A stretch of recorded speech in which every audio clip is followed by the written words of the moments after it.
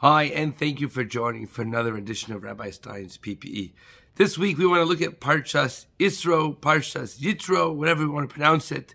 And really, why is Yisro being singled out to be named his own Parsha? Yes, we have a Parshas Pinchas, but only a small episode of Parshas Pinchas delves on the episode between Pinchas himself.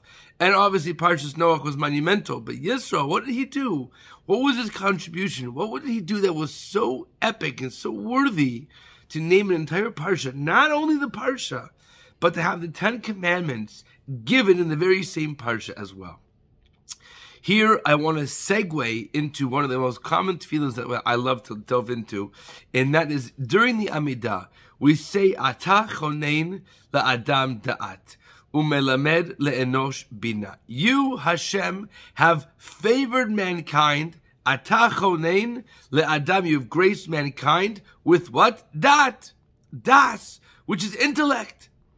We have knowledge, we have understanding, chachma, bina, dat, wisdom, knowledge, intellect, however you want to call it, bina, understanding.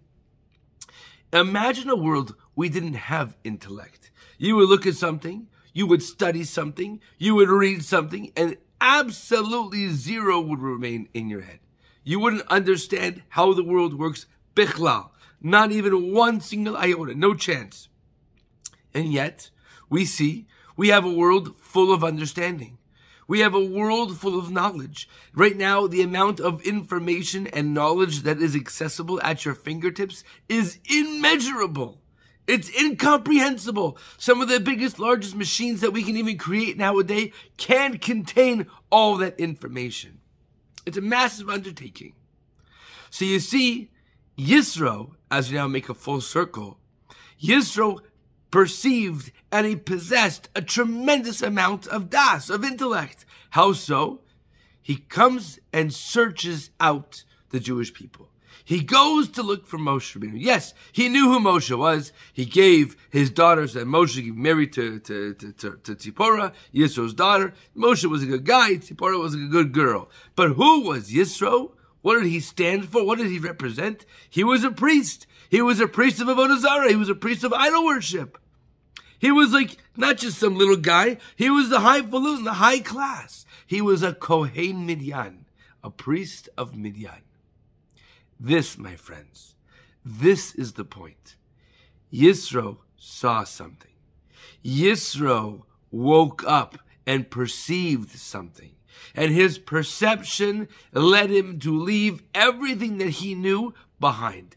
All his entire life, his entire existence, he abandoned to go and search out Moshe Rabbeinu and the Jewish people. Where? In the desert. A place that is devoid of everything. No existence.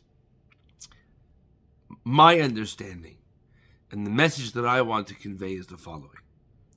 How much of life do we go through searching, yearning, questioning, desiring and understanding?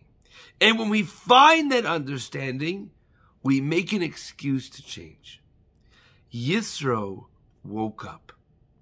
He was presented with an opportunity to understand. That understanding shook him to the core. That understanding transformed his life, and that he had to abandon every single previous notion of his entire existence from that point onward and leave it all behind. That is worthy of a Parsha. You see, we all have an ability to be worthy of a Parsha. When we hear something, when we see something, when we experience something so transformational, we can't ignore it. That was Yisro's calling. And that is why, according to my also understanding, is why he was Zocha. He was meritorious to have a Parsha with the 10 Commandments, because the 10 Commandments transformed human existence forever. Every single nation in the world, every single human in civilization benefited from the giving of the 10 Commandments.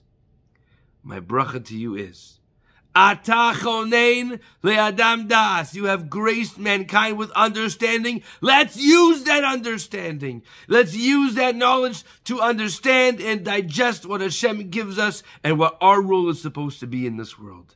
Shabbat Shalom.